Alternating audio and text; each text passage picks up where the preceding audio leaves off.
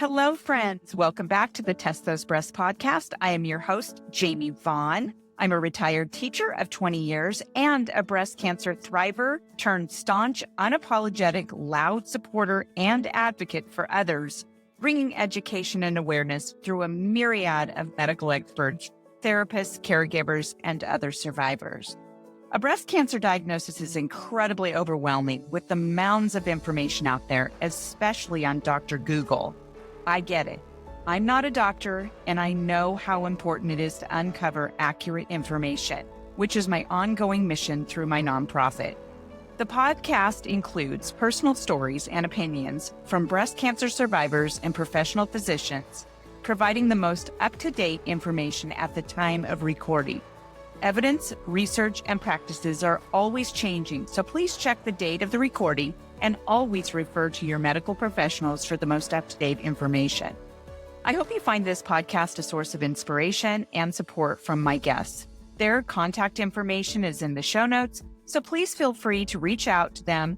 We have an enormous breast cancer community ready to support you in so many ways. Now let's listen to the next episode of Test Those Breasts. Well, hello, friends. Welcome back to this episode of Test Those Breasts. I am your host, Jamie Vaughn, and today I am super thrilled to have my new breasty survivor friend, Kia Lee, on my show. So Kia is a stage 3 breast cancer survivor, author, speaker, and survivorship mentor dedicated to helping women navigate the emotional and psychological realities of life during and after cancer. She is the author of Lighthouse: Surviving Narcissistic Abuse and Lighthouse: The Path Through Cancer, The Power of Becoming, and is passionate about helping women feel less alone as they navigate the often unspoken after of survivorship. Well, welcome to the show, Kia. Thank you so much for being here because we need this. How are you doing Thank you. today? I'm well. Thank you so much for having me on and responding to my LinkedIn. And, Yes. now we're friends for life. You can't get rid of Ye- me. Yes, we are. You know, when I was diagnosed, one of my friends told me that I was about to enter the sisterhood of all sisterhoods. And she was right. I have met so many amazing people, didn't want to be on this path, but here we are. Right. And now we're in this advocacy world and making friends and helping others. And I'm just thrilled that now you're part of my world. So, yeah, thanks. Yeah. Thank Usually, you. when I interview survivors, I always ask this question. And sometimes people really have to think about it because it is such a deep question. I would love to know who Kia was before breast cancer even came into your life. Yeah. Yeah. That is such a good and interesting question because we never really know the answer to that until you are on this journey. So the pre-cancer me, high achieving, supporting executives, ultra high net worth individuals, running around, putting everyone first, the people pleaser, the fixer. If you had a problem, you call me and I would just get it done, like no question. And I prided myself on that. I loved it. I rooted my 15-year career in that.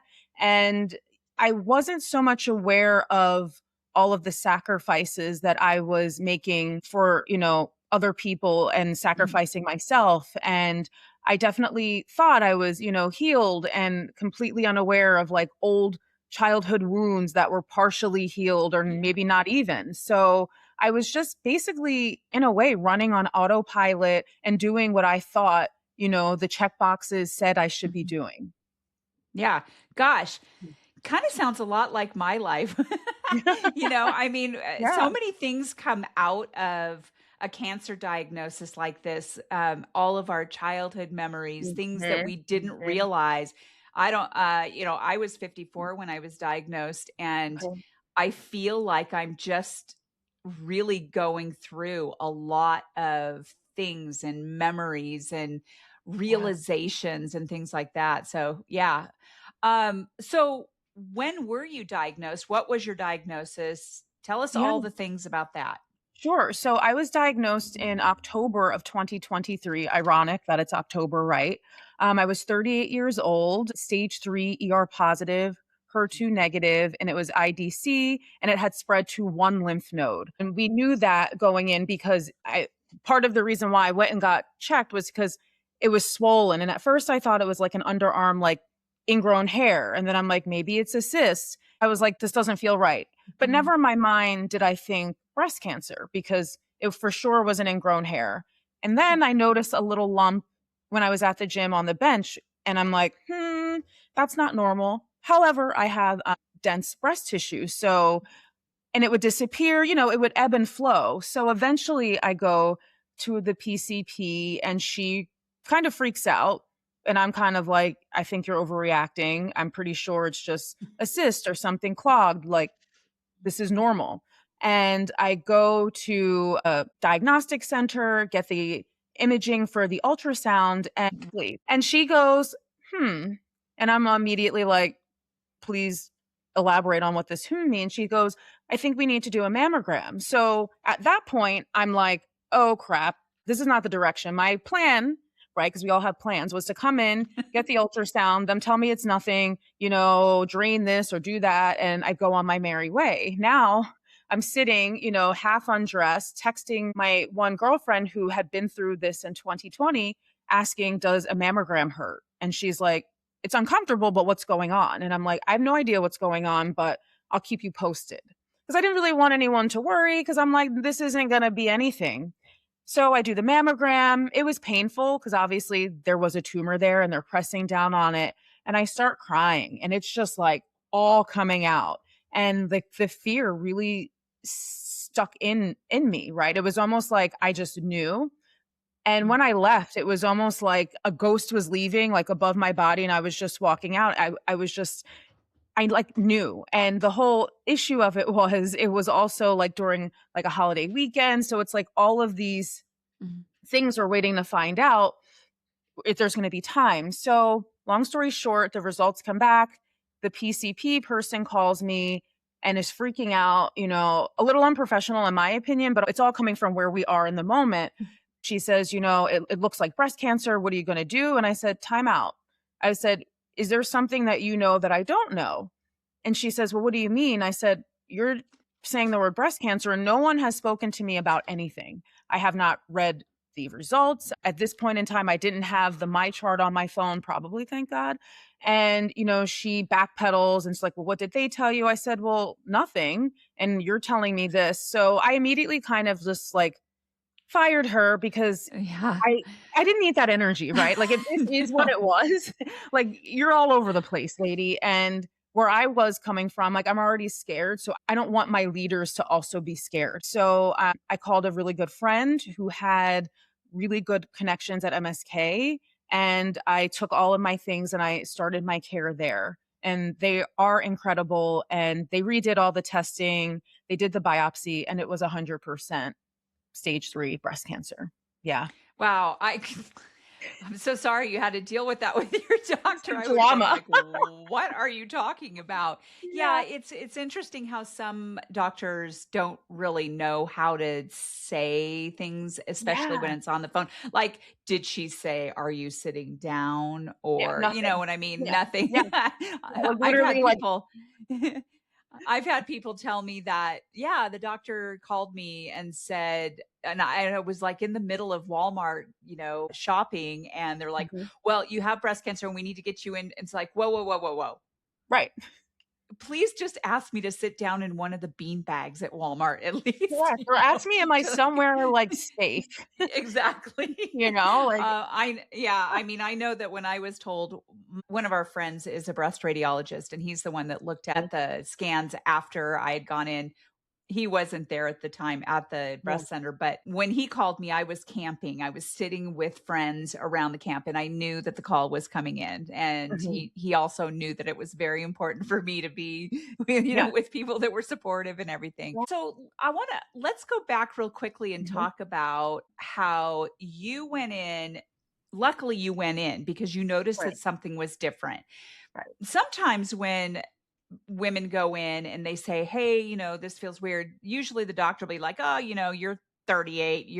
It's just hormones. It's nothing different. Well, but it kind of happened the opposite for you. She was very For concerned and sure. you're like, what are Yes. you talking about? Right. I mean, and also in hindsight, that's fantastic. And it Yeah. is a lot of women are dismissed, right?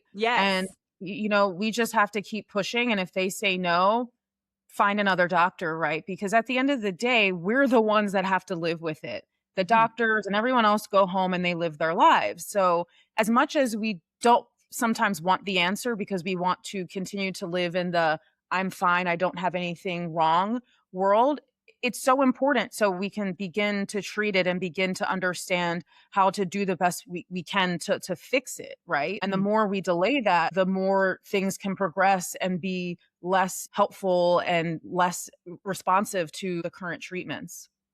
Right, right. And also the mere fact that you were 38, this is a space that I work in very heavily, even though I'm in my 50s. I Mhm. just remember that when I was diagnosed, I knew a lot about breast cancer, but it was astounding how much I didn't know about breast cancer when I was Yeah, actually diagnosed. And of course, yeah, that's when the major learning started, right? correct. And With the PhD. yeah, and then women in their 20s and 30s, and I do interview a ton of people Mhm. who are survivors who were diagnosed in their 20s and 30s. And this Yeah, is very important for us to know because yeah. they don't know most of those Correct. people, they don't know anything Right. at all. Right. They've never had a mammogram. They've never, Right. had any kind of lump or whatever, or any Mhm. kind of breast health education. So True. when you were diagnosed, I would imagine it was pretty overwhelming, like most of us have this 100%. overwhelming. Yeah. Yeah. Yeah. And Tell us about that moment that you were diagnosed and then you went into this whole, wow, I'm getting my PhD now yeah. in breast cancer. Yeah, for me, it was very overwhelming. So, my friend is a surgeon, and when I got the final papers, I sent it to her and she called and she says, I'm really sorry. It is cancer. And I just dropped to the floor and I just started crying. She was Yeah. talking, but I was just like I was underwater. I didn't hear anything because it's just like, what does that mean?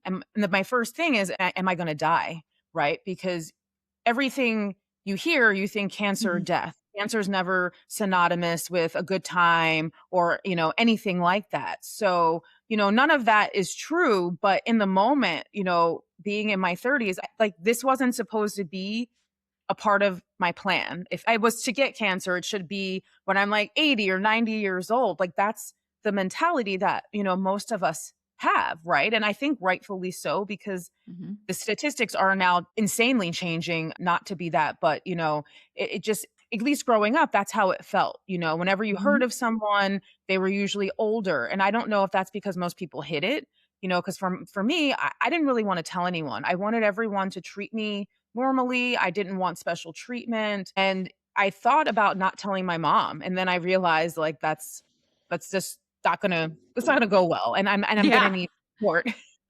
Yeah. So I was just beside myself. I couldn't believe it. I would ebb and flow from crying for hours to journaling as if I could manifest the facts away.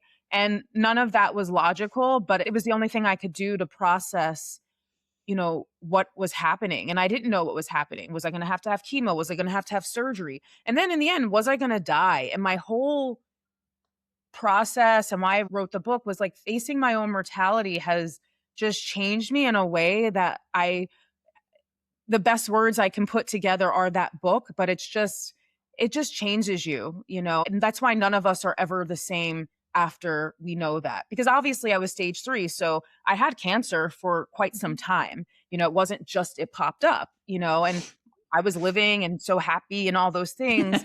So, so I said, the only difference that changed was my knowledge of it. So I was Mhm. trying to get myself to still be the positive, happy person and, say, okay, well, what's the plan? Let's get to it. So I ebbed and flowed between between crying and then between let's get this. Mhm.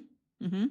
Yeah, Yeah. and again, that's one of the reasons I asked that first question because I think it's really important for people who have never been diagnosed or friends who have a friend who has gone through it or is going through it. I think it's really important for people to know how this affects us. And Yeah. obviously people don't know until they know, right? And Right. so Right.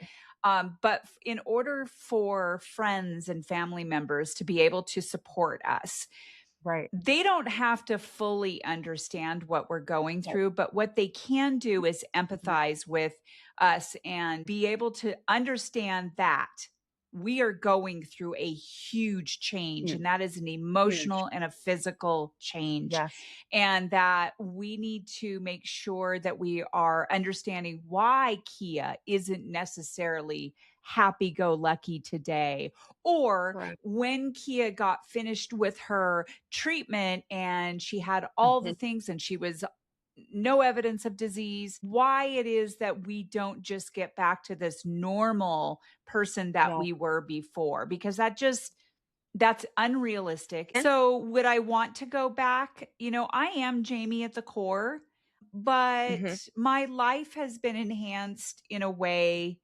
oddly enough, Mhm. that Yeah. I wouldn't want to go back. You know what I Yeah. mean? And I'm in a Yeah. space where I'm educating and advocating for people who are Mhm. getting breast cancer right now. And so, Mhm. yeah, I mean, that's my perspective anyway. Yeah, no, for sure. Like, I definitely agree. I'm not the same person mentally, physically, spiritually, energetically, and I do love who I am, and I do think that she's a better version of myself. Do I wish sometimes that the trauma didn't have to be so harsh to get me to that point? Yeah. Definitely, but diamonds are made under pressure, right? And I just look at all of us going through this. We're diamonds and we come out better. We come out, with a lesson and wisdom and knowledge that not everyone gets to have. And sometimes I wish that I could go back to the innocence and the not knowing. But Mhm. then when I think about that, I'm like, life is pretty hollow in those moments. And now I just feel and see everything at a depth that is beautiful. And, I am thankful for it in some weird way to say it like that, but it's just like the gift of cancer to me was that, right? So, Right. And if we were to go back to that naive, clueless person about, mhm, lots of things, it wouldn't change anything. Like when you get cancer, you would still be this super overwhelmed. Like for correct. me, I wish so much I would have known much more about the signs of breast cancer, how to advocate for Mhm. myself, my risk factors. I wish I would have Right. known all of that, Yeah. because when I was diagnosed, I feel like I wouldn't have been as overwhelmed with Yes. all of this information coming at me a million miles a moment. And also I wish if I could go back, I can't go back, but I can tell anyone listening, I would take my time because a lot of everything is rooted in fear and they Yeah. use the fear to push the pace. And sometimes we're just not ready to make a decision, right? And chemo and radiation and surgery, all of these decisions, fertility decisions are all so personal and are life changing, right? So like for me, I was told on a Friday that I had to decide if I wanted to freeze my eggs by Monday. And I was Oh. like, that's not helpful. So in the Mhm. end, I ended up not doing it because in my mind, taking the hormones to harvest my eggs could push me, in my opinion, to stage 4. And then I'm chasing something off of a cliff for no real good reason, and letting my ego drive it. But, I just really would tell women to pause and take your time and really think through all of the processes and not just how it's going to affect you now, but how it's going to affect you in 5 to 10 years because quality of life is a thing. This is happening to younger patients. It's one thing if you're diagnosed at 80 and they're like, okay, well, the side effect in 10 years, and you go, okay, well, 80, 90, I'll roll the dice. But if you're diagnosed in your 30 or 25 and something significant can affect you in 10 years, that's still a pretty big part of your Mhm. life. And I think not Yes. enough conversations are happening with like the treatment and the quality of life outcome thereafter.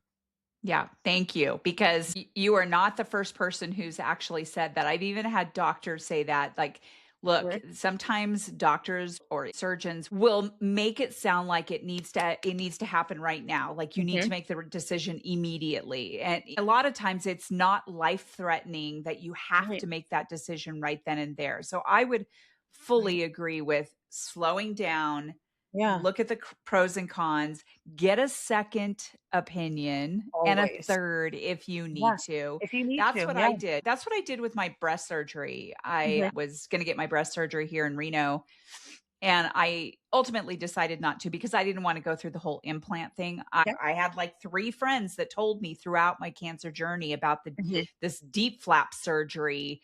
Mhm. And so I did a bunch of research on that at the end of my chemo and ended up going to New Orleans and getting that. But I was glad that I had that time Time. to think Mhm. about the kind of surgery I Yeah. wanted to have. So, yeah. Right. And I got Yeah. more opinions, Right. And it's so helpful. And sometimes too many yeah. opinions are too much, and, like, we Yeah. have to gauge that, but, like, knowledge is power, right? Because Mhm. otherwise you're just trusting the person that's in front of you, which they could be great, they could be knowledgeable, but they're not the ones that have to live with the outcome.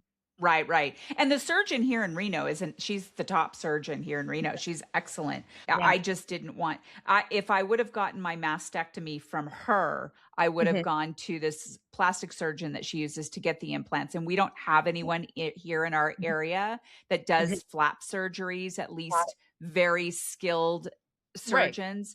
So it wasn't her as a surgeon. She was amazing, but I wanted to go from mastectomy to reconstruction immediately. So Yeah, it was the best choice for me. But anyway, exactly. for you though, I would love to know what your treatments were, Yeah. what you went through your Yeah. whole journey there. Yeah, so, I was diagnosed in October of 23. I started chemotherapy at the end of October, which was ACT, chemo, which is like the Mhm. red devil, and I can't pronounce the Yes. names, they're too long, and I also, like, didn't focus too much on the drugs because if I learned too much about it, I wasn't gonna do it. So I did AC, which was every other week for 4, and then the plan was Taxol every other week for 4, or it might have been every week for 4. So essentially, it was going to be like 8 treatments and done. And that's what I wanted. Because in my mind, breast cancer, we're going to wrap this up in 6 months, Yep. right? Because we're checklists, Yeah. we're this, we're that, and we're on it, and we're going to be through the door. So fast forward to my second Taxol infusion. I had an allergic reaction, and I think it was most scary for my mother who had to witness it. I think it's the body kind of shutting down, and the beautiful thing about that is the insurance requires women to have an allergic reaction to this drug, which is more common than not, instead of just approving the Abraxane, which has a better reaction, is the Chanel of chemos of this type of chemo. And the difference is basically the formula that delivers the medicine, or, the drugs. And it was crazy to me when I learned that. It's like, so someone behind a desk decided that somebody who's already in enough trauma needs to endure an allergic reaction. And I'm not talking about like I had a nut and now I'm like, "Ugh, I can't." Like, we're talking shaking, chills, Mhm. everyone running into the room. My coloration, according to my mom, and her face was just, that's probably the most traumatizing, like I said, for my mother. And Mhm. then to just be sent home and then, "Oh, come back next week. The insurance will approve the Abraxane by then." And I'm thinking, I'm injecting myself with stuff that's killing me. Great. Yeah. And I continued on. I did the Abraxane for 12 weeks every week, which was a shorter duration. There was no steroids involved, and it was just one and done. Then I had my unilateral mastectomy. They removed my right breast. The left one was fine. Though I will say the entire time leading up into this point, the plan was a lumpectomy. The purpose of the chemo was to shrink the tumor. And Mhm. then I had the post chemo MRI, which revealed a little piece of cancer by the nipple and then other cells changing. And the breast surgeon, who is incredible, Dr. Sakini, I trust him. He knows what he's Mhm. doing, world renowned. And he said, "We have to take the whole thing." And I said, Yep. "Okay. What about the other one?" He said, "It's perfect. I wouldn't touch it." I was like, "Okay, great. Let's do it." And I literally left the country for like 5 days because I just needed to be alone on a beach, and I had to process that, right? Because I didn't sign up for breast augmentation so I could come out and have my double Ds and look, how I wanna look. Like, this to me was an amputation, and Mhm. there was no guaranteed outcome. because you hear all the stories. Sometimes it doesn't take, or the skin gets infected. There's a myriad of things that can go wrong. And you're just praying and hoping that yours works out the best for you. So about a month after chemo, I had the surgery. It went perfectly. They inserted the expander in. So I had one boob and then like what was flat. And each Mhm. week they, filled it up. And he went a little larger on the side because we knew I was likely going to have radiation. And if I wasn't, he could, take it down. I Right. then spent the next 5 months fighting with Blue Cross Blue Shield to Oh, have proton radiation because I didn't want traditional. I wanted proton because that was an option for me. And it literally was 5 months of fighting, appealing, them saying no, going back and forth, when finally it got all the way to the state and they were forced to cover it. And I was very happy about that. So I did the proton radiation, 33 treatments on the chest wall where the lymph nodes were. And then the last five were like, I guess, the lymph nodes on the sternum. Um, and that was fine. I really was just tired. And towards the end, it was became more frequent with less breaks. So it just really was like red.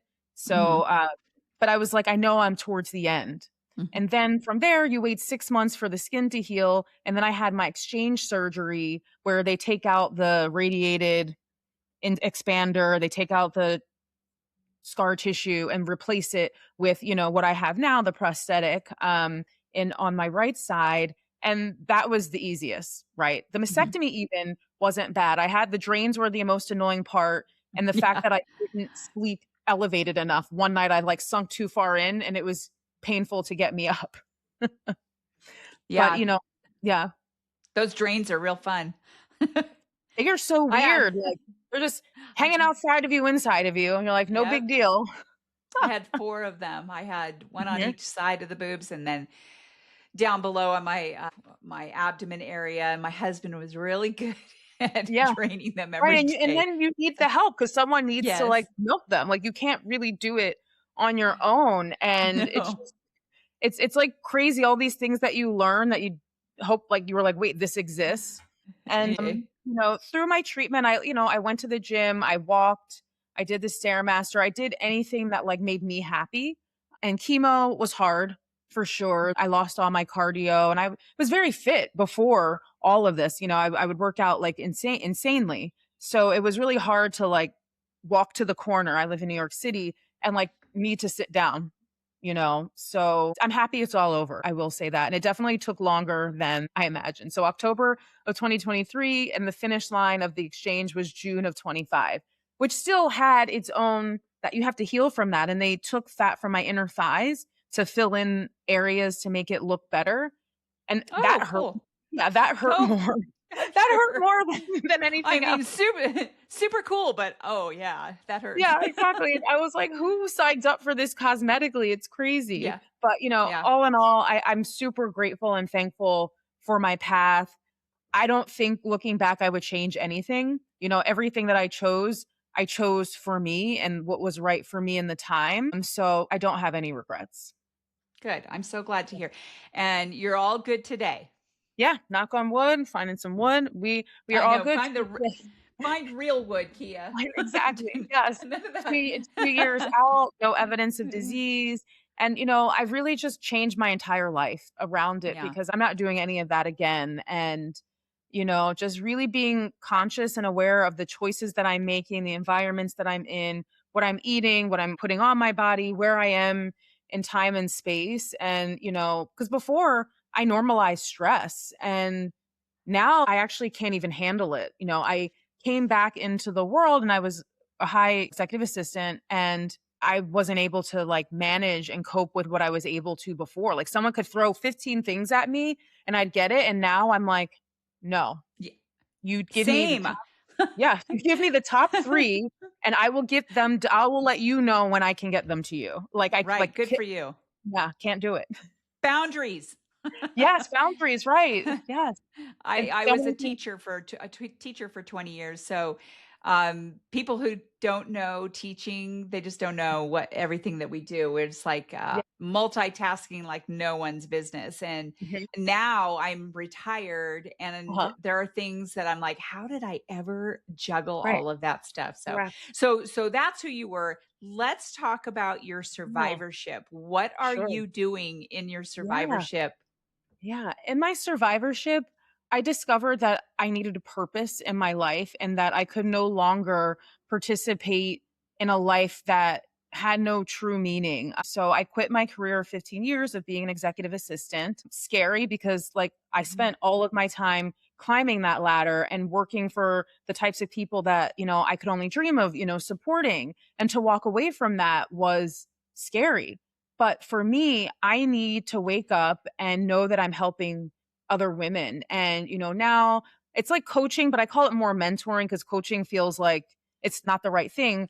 Women Right. through their treatment, through their after, a lot of young women are diagnosed and they're like WTF. And there's a huge gap of education, mental support, and, for all women in general, especially the farther out we go, and especially right after when you're like, you're normal, go back to life. And I'm like, Mhm. what life?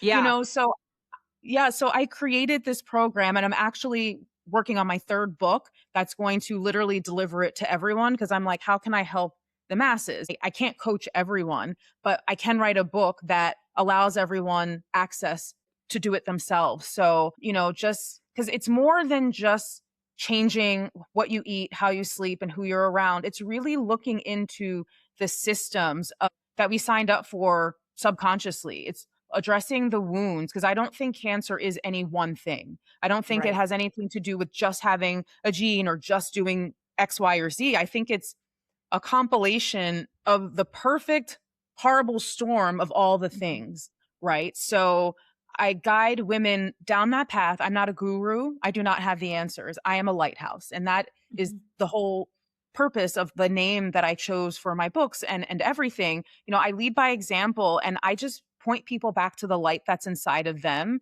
because ultimately we have to do the work ourselves. There's no Mhm. one that can do the journal entries, that can do the reflection. Like you have to. And it's so empowering to put a name to things and to choose something differently and to put yourself first. Because a lot of women, we just don't do that. We're not Right. conditioned to do that. That's not how the system is set up. We're set up to give, and give no matter what. And we can't pour from an empty cup. It's so Mhm. cliche, but we really should only be giving from the overflow, you know?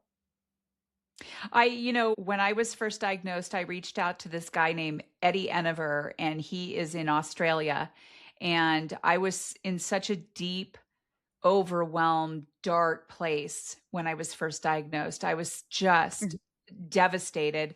Yeah. And I remember in the middle of the night, I was scrolling around on Facebook, just looking for Mhm. answers. And I ran across Yeah. Eddie, and Eddie is a 3-time cancer survivor. Mhm. And he set out to help people as well. And he got on a Zoom with me, and he literally helped drag me out of that dark space and gave Yes. me hope. And he Mhm. had that same term where he said, it is a perfect storm. People Yeah. wonder what caused it. Did I cause my Yeah. own cancer? He said, everyone has cancer cells, and it Correct. is this perfect storm that Mhm. happens. And so just being mindful of everything that we are doing and Right. being healthy, mind, body, and soul is so Right. important. So interesting that you Right. said that. I love that you wrote a book. I was diagnosed about a year and a few months before you. It Okay. was June of 2022. And I remember February of 2023 when you were in the midst of all your stuff. I was in that same space. I'm like, what am I going to do? Like, I felt lost. I needed to Mhm. find a purpose. And I had started a podcast before I retired for Okay. educators. I was going to support Okay. educators in my retirement. People were like, well, why don't you write a book? And I said, well, I don't want to write a book because, first of all, I love writing. I was a writing Mhm. teacher, but I didn't want to write a book. I said, but I do Mhm. know how to podcast. I do know Right. how to have conversations with people. That is something I'm so good at. Hence, Test Those Breasts was born. And I've been Yeah. podcasting ever since. And, Love it. Yeah. it has been such a good release, a good Mhm. therapy for me. Yes. And Therapy, it others. turns out, for others. Yeah. Yeah. And Right. I like to amplify, the voices of people Mhm. like you in Thank what you you. went through to help people get through it, and then what they're doing in their survivorship. And I Right. find that so many survivors are doing something in the Something. cancer Right. space to help others. So tell us about your program. You and I so align in so many different ways. I just launched an initiative here in Reno in Northern Uh-huh. Nevada, the My Best Act, Mhm. and it's all about educating younger people Yes. between Mhm. the ages of 18 and really 39, because that's right before standard Yeah. of care for screening. Right. And because there is a huge gap. So tell us all Mhm. about that. Yeah. So what I was trying to figure out is I was like, there's so many people in this space and everyone offers what they offer and everything is great. There's no one that I'm like, oh, that's crap. Because there's something for everybody, right? Like who I am may not resonate with a group of people, but there's a person that reaches them. So I figured out my voice was just leading people home. And I always felt that was my purpose even before cancer. I just didn't know what that looked like. And cancer was the thing that ignited that and opened that mission for me. And essentially, I have sessions, with women, and everybody's different. Some people just need a person to call, a person to ask their questions to. And it's purely transactional in the sense of they have questions, I have answers, and they will disappear and then they come back when they need it. Then I have others where we meet once a week and we go through. I have reflection prompts. We're digging in and we're doing the work. We're understanding who was I before cancer, and we're addressing the issues that were there, because oftentimes the diagnosis only sheds light onto things that were always there, right? I was always a people pleaser, just cancer made me realize that. So cancer is the portal to the work that needs to be done and has to be done. Like, and for me it's cancer, for someone else it may be a divorce, for someone else it may be the loss of a loved one. I don't think that this is singular to Mhm. cancer. Trauma is trauma, and we all have plenty of it, and hopefully most of us just have one thing or two things in our lifetime to get through. And for me, the diagnosis, I really sat with myself and I said, what have I contributed to the world? Right. Like, I know that I'm a good person. I know that those around me that know me love me and that I'm there for them. I said, but what have I done bigger than myself? And then that's what spawned, the second book. And that's what keeps encouraging me to keep expanding. And whenever I get like the download in my head of like, I need to do this, I just act on it, because we all are going to pass away at some point for whatever reason. And I want something that outlasts me so that in 100 years, someone can reach for something in a moment of need and I'm there with them. And it's not so much I'm there with them like an ego. I'm there with them because I took the time to figure it out and make it digestible, for others, because not everybody has the capacity to do that. Not everybody wants to do that, right? I have Mhm. some friends that are diagnosed. They don't ever want to talk about it again. It's Mhm. a black hole in their life. They will not acknowledge Mhm. it. They will not come on a podcast. They don't want to talk about it. But I feel like for me, I'm meant to be here to lead people home. That's like the only way that I know how to say it. I love that. Yeah. I so appreciate that. I so admire that. And, not everyone can or again really wants to Right. be in this space. And we're lucky to have enough people out there who do. And I did have a good support system, and I was able to connect with a really good therapist that I still see to this day. So I'm very grateful for that. Right. But I love that there are lighthouses out there, instead of like going through and just tumbling through it on your own with friends that don't Right. even understand what you're going through, Right. and family Right. members that don't understand, right? Right. So, well, I Yeah. think this is just fabulous, and I know that we will have your information in the show notes, how to get a hold of you, links to your Yeah. books, Thank and you. all of that. I just really Yeah. appreciate your joining us and sharing your story. It's so powerful. What is a big piece of advice that you have for someone who's never been diagnosed? I guess just my biggest piece of life advice would be just be present with ourselves and to listen to the inner voice, right? There's always something that's leading you or guiding you to somewhere better and or different than where you are. And that we don't have to choose what is told to us that we have to choose, right? I think that a lot of us are chasing the American dream, so to speak. And we believe that if we just follow this checklist, everything's going to work out and everything's going to be perfect and we're living in a rom-com. And it may be that way and feel that way from 18 to 24, 25, but then you start to realize that that's not how life works at all. And I think that the sooner we realize that and sooner we actually tap into ourselves, what our true gifts are and what we really actually want to do, I think the world will be a better place as opposed to just people operating from a place of disconnect and just chasing material things, because material things don't matter. Nothing material helped me through any of this process, right? And can't take any of it with you. So I'm not saying material things aren't nice, because surely they are, but there's more Mhm. to living than things. Oh gosh, what a great piece of advice. There are so many people who just wrap themselves up in all of that, and it is Mm. just not reality. And I like that you said, we're not taking any of this stuff with us. We're not. We're not. When we are Yeah. gone, there's nothing coming with us. And it's such a great perspective. So thank you for Mhm. that. Thank Well, you. this has been amazing. This has been a wonderful conversation. And I would just like to know if you have anything you'd like to say before we wrap up today. Sure. I just want to say to anyone going through it, wherever you are in your journey, you're not alone. Your people out there exist. There are communities, whether it's me, Jamie, anyone, reach out and just say hello and let everyone else take the rest from you. You don't have to navigate anything alone. You don't have to suffer alone. And a lot of women and people are just suffering and needlessly, right? Because the resources are there, the people are there. You're not alone. Reach out.